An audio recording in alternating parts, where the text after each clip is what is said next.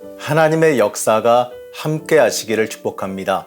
오늘 함께 보실 하나님의 말씀은 마태복음 8장 23절에서 27절 말씀입니다.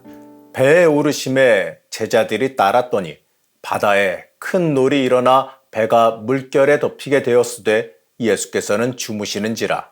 그 제자들이 나와 깨우며 이르되 주여 구원하소서, 우리가 죽겠나이다. 예수께서 이르시되 어찌하여 무서워하느냐, 믿음이 작은 자들아 하시고 곧 일어나사 바람과 바다를 꾸짖으시니 아주 잔잔하게 되거늘 그 사람들이 놀랍게 여겨 이르되 이가 어떠한 사람이기에 바람과 바다도 순종하는가 하더라. 엔게딘 말씀 묵상과 함께 하시는 성도님들을 축복합니다. 오늘 말씀은 이 광풍 진압 이적이라고 불립니다. 예수께서 바다를 잠잠하게 하신 그 놀라운 기적 이야기를 다루고 있기 때문에 그렇습니다. 오늘 말씀을 이 문맥적인 구조로 살펴보게 되면 그 안에 들어있는 뜻을 우리가 조금 더 쉽게 파악할 수가 있습니다. 이 구조적으로 보면요, 오늘의 이적 이야기 앞에 이 제자됨에 관한 말씀들이 마치 서론처럼 배치가 됐습니다. 마태는 이 광풍 진압 이적을 소개하기에 앞서서 이 제자됨에 관한 말씀 두 가지를 소개합니다. 그 첫 번째는 예수님이 자기를 따르고자 하는 한 서기관에게 주시는 말씀입니다. 그 한 서기관은 이 선생님이여 어디로 가시든지 저는 따르리이다 이렇게 말합니다. 그런데 예수님은 따르겠다고 결단하며 외치는 그 서기관에게 이렇게 말씀하십니다. 예수께서 이르시되 여우도 굴이 있고 공중에 새도 거처가 있으되 인자는 머리 둘 곳이 없다 하시더라.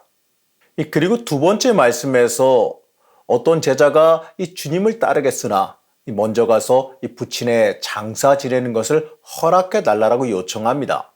그런데 예수님은 여기에 대해서 이렇게 답변하십니다. 예수께서 이르시되 죽은 자들이 그들의 죽은 자들을 장사하게 하고 너는 나를 따르라 하시니라.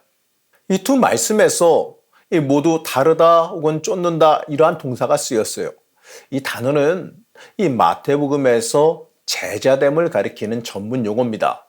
그렇기 때문에 이 두 말씀은 이 제자됨에 관한 말씀으로서 이해해야 되는 겁니다. 마태는 이 두 가지 말씀들 중에 이 첫 번째 말씀을 통해 예수님의 제자가 되는 데 있어서 깊이 생각하지 않고 가볍게 따르겠다라고 하는 것에 경고를 하십니다. 예수를 따라간다는 것은 이 영광의 길을 따라가는 그 일이 아니라 머리 둘 곳도 없는 이 무소유의 예수, 바로 이 고난의 길을 따르는 길이라는 것을 강조해 주는 겁니다. 한마디로요, 이 제자의 길이 절대로 쉬운 길이 아니고 이 세상적으로 누리고 즐기는 일이 아니라는 것을 말씀하는 거지요. 이 두 번째 말씀은 그 예수의 제자가 되기 위해서는 이 극단적인 각오와 결심도 필요하다라는 것을 말씀합니다. 예수를 따르는 일은 이 자기 할 일 다 하고 나서 따라도 되는 부수적인 일이 아니라 우선순위가 첫 번째가 돼야 되는 일임을 강조하는 겁니다. 이 마태는 이러한 말씀을 이 서론 형태로 소개한 뒤에 이렇게 이야기를 시작합니다. 배에 오르심에 제자들이 따랐더니, 앞에 제자도에 관련된 말씀을 서론으로 소개한 뒤에 이 평행 본문인 마가복음과는 다르게 이 따르다라고 하는 이 동사를 연결어로 이용해서 이 광풍 진압 이적 이야기를 편집합니다. 그 의도는요, 이적 이야기를 이 제자됨에 관련된 메시지를 품은 말씀으로 소개하기 위해서입니다. 이 마태복음에서 이 광풍 진압 이적 이야기는 마가복음이나 이 누가복음처럼 예수님의 신적 능력을 강조하기 위한 것이 아니에요. 이 말씀은요, 이 제자들에 관한 이야기 또는 제자직에 관한 이야기입니다. 마태복음은 이적 이야기이기 때문에 소개하는 것이 아니라 이적 이야기를 통해서 말하고 싶은 메시지 때문에 이 이적 이야기를 소개하고 있는 겁니다. 마태는 이 광풍 진압 이적 이야기를 이 제자직에 관한 설교로서 제시합니다. 예수님께서 배에 오르시고 이 제자들이 따랐을 때 바다에 큰 놀이 일어나 배에 물결이 덮이게 되었다. 이렇게 강조하는 부분을 우리가 주목해야지요. 이 뜻은요, 예수를 따를 때, 이 제자직을 수행할 때 필연적으로 고난이 온다라는 것을 말하기 위해서입니다. 다시 말해서 이 예수를 따른다라고 하는 것은요, 광풍의 바다 한가운데에서 이 죽음의 위협에 처하는 것과 똑같은 고난을 감당해야 되는 것을 강조하는 겁니다. 마태는요, 이 제자가 되겠다라고 한 한 서기관에게 여우도 굴이 있고 공중의 새도 거처가 있을 때 오직 인자는 머리 둘 것이 없다 이렇게 말씀하세요. 아까 설명했듯이요. 이 제자들이 예수를 따르는 일은요, 세상 영광을 향해 가는 것이 아니라 고난의 길을 가는 일이라는 것을 말해주는 겁니다. 또한 예수를 따르는 일을 위해서는요, 이 부친의 장사를 지낸 일까지도 포기해야 되는 그 어려움을 감당해야 된다라고 말씀하기도 하십니다. 마태에게 있어서 예수를 따르는 길, 그 예수를 따르는 길 앞에는 폭풍과 죽음의 위협이 있는 법이라는 거지요. 이 평행 본문인 누가는요, 이 부분을 조금은 다르게 다룹니다. 누가복음 8장 23절입니다. 행선할 때에 예수께서 잠드셨더니 마침 광풍이 호수로 내리침에 배에 물이 가득하게 되어 위태한지라. 마태복음과는 다르게 이 제자들이 예수를 따를 때가 아니라 예수께서 잠드셨을 때, 예수께서 아무 일도 하지 않으실 때 그 광풍이 일어나 제자들이 위태하게 되었다 이렇게 말합니다. 하지만 마태는 이 제자들이 예수를 따를 때 고난이 동방된다 이렇게 말합니다. 그래서 마태복음에서는요, 이 이적이 제자직의 위엄과 영광에 대한 설교적인 예화가 되는 거지요. 그리고 마태는요, 따르다라고 하는 연결어 외에 이 제자들이라고 하는 단어를 굉장히 중요한 연결 단어로서 사용합니다.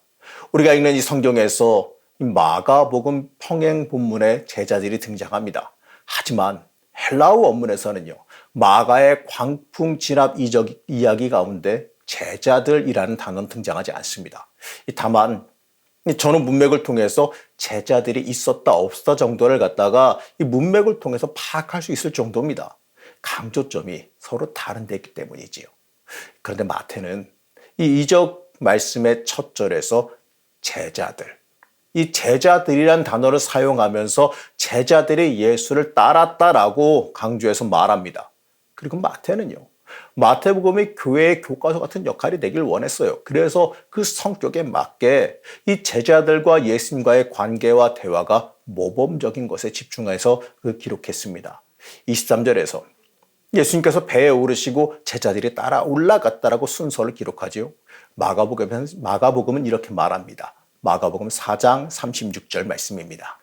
그들이 무리를 떠나 예수를 배에 계신 그대로 모시고 가매 다른 배들도 함께 하더니, 이 말씀을 보면 마치 제자들이 예수님을 모시고 또는 예수님을 이끌고 가는 것처럼 기록되어 있지 않습니까?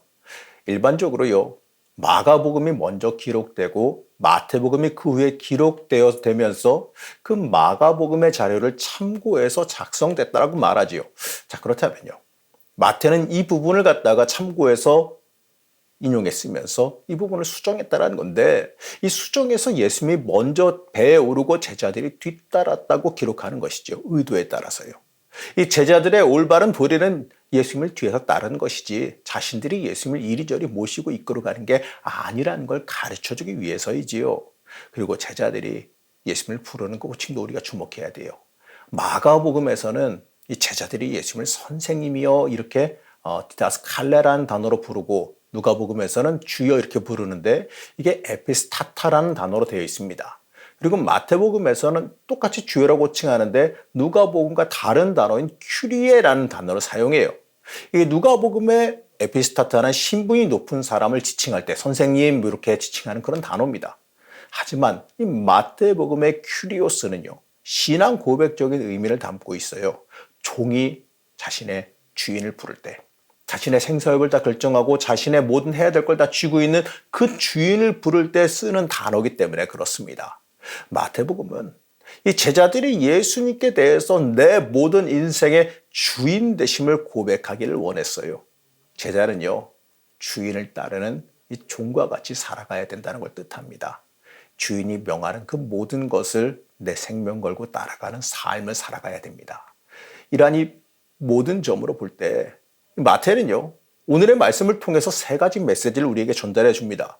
첫째는요, 예수님을 따르겠다는 그 제자는 이 주를 위해서 세상적이고 물질적인 것에 대한 결핍도 어느 정도 각오해야 된다는 거죠. 두 번째는요, 제자가 되기 위해서 우선순위가 예수님이 돼야 된다는 걸 가르치는 거지요. 세 번째는요, 예수님의 제자가 되기 위해서는 예수님과 함께 이 죽음의 위협 직전까지도 기꺼이 나아가야 된다는 것을 가르치는 겁니다. 이 제자가 되어 따르는 길이 이 죽을 위험에 처하더라도 그 길을 순종하며 따라가는 게 제자라는 겁니다. 사랑하는 성도 여러분, 오늘 함께 읽은 광풍지람 이적 이야기는 단순한 이적 이야기가 아닙니다. 예수님과 이 제자의 관계가 어떠해야 되는지, 이 제자는 무엇을 각오하고 따라야 하는지 이적 이야기를 통해 우리에게 말씀하시고 있는 겁니다. 우리는 이 이적 이야기를 읽으면서 나는 예수님의 제자로서 어떠한 삶을 살아가고 있고 어떠한 역할을 감당하고 있는지 스스로 한번 돌아볼 수 있어야 됩니다. 나는 과연 얼마나 예수님을 위해서 세상적인 것을 포기할 수 있는가? 그리고 얼마나 예수님을 따르기 위한 각오가 되어져 있는가? 스스로 한번 질문해 보시기 바랍니다. 예수님이 이렇게 말씀하시지요. 26절 말씀입니다. 예수께서 이르시되 어찌하여 무서워하느냐? 믿음이 작은 자들아 하시고 곧 일어나사 바람과 바다를 꾸짖으시니 아주 잔잔하게 되거늘. 예수님 따라 살아가면서 만나게 되는 인생의 광풍 앞에서 여러분들 겁내지 마시기 바랍니다. 우린 그 어려움 앞에서 믿음 가져야 돼요. 믿음으로 예수 따라가는 길을 나아가게 되면 예수님께서 인생의 광풍을 꾸짖으셔서 잔잔하게 만들어 주실 겁니다. 제자로서 결단하며 나아가는 하루, 그 하루가 되시기를 시간 간절히 축복합니다. 우리의 인생을 이끌어 가신 하나님, 우리가 예수님의 제자된 삶을 온전히 살아가길 원합니다. 이 세상의 광풍 앞에서 무섭고 두렵기도 하지만 예수님을 따르는 제자로서 믿음으로 이겨나갈 수 있게 허락하여 주시옵소서. 예수 따라가는 길이 쉽지 않은 길이지만 그 길이 내가 가야 되는 바른 길임을 알고 하루하루 전진하며 살아갈 수 있게 도와주시옵소서. 주와 함께 동행하며 주시는 놀라운 복과 은혜도 함께 누리게 하실 줄로 믿사오며 거룩하고 존귀하신 예수님의 이름으로 간절히 기도드렸습니다. 아멘.